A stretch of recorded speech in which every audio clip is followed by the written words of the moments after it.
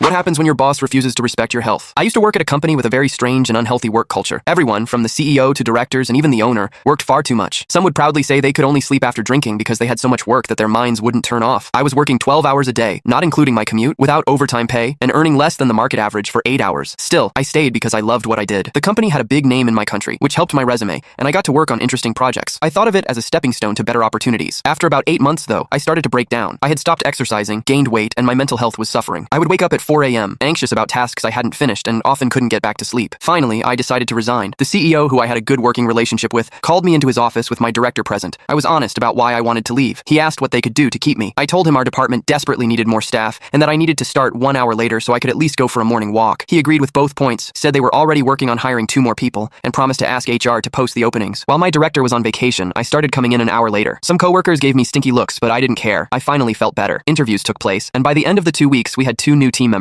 Then, when my director returned, we were all called into a meeting about 2 big projects connected to the company preparing for an IPO. It was going to require every person's full effort. On the second day after the meeting, my director called me in and said I couldn't arrive late anymore. I reminded her my hours had been officially changed after the CEO's discussion. She insisted I had to start at the same time as everyone else, and said the workload was too busy to allow exceptions. I could accept it or quit. I realized she probably felt she could replace me now that we had extra staff, or that I wouldn't want to leave because having helped organize an IPO would look great on my resume. It didn't matter. I quit. She was surprised. In my country, notice is usually a month, unless the employer specifically asks you not to come, and even then they pay you. I arrived the next day and found out one of the new hires had already quit. The workload was too much for her. I saw my director calling HR to cancel the previous plan while glancing at me. I assumed she might want me to leave immediately, but with one person gone, it would be harder to manage the work. I kept working as usual, not wanting to damage my professional image. The company quickly found a replacement, since they still had resumes from the previous hiring cycle. The second new hire also quit soon after. The first replacement quit after only 1 day because of stress, and the second replacement refused to let me train him fully, worried I might say something negative about the company. All of this happened during my 3rd week of notice. During that same week, I had a successful interview with another company during my lunch hour. I believe my current company found out because my director suddenly started acting friendly and stopped coworkers from making snide remarks about me leaving. The work environment there was really toxic. On the first day of my 4th week,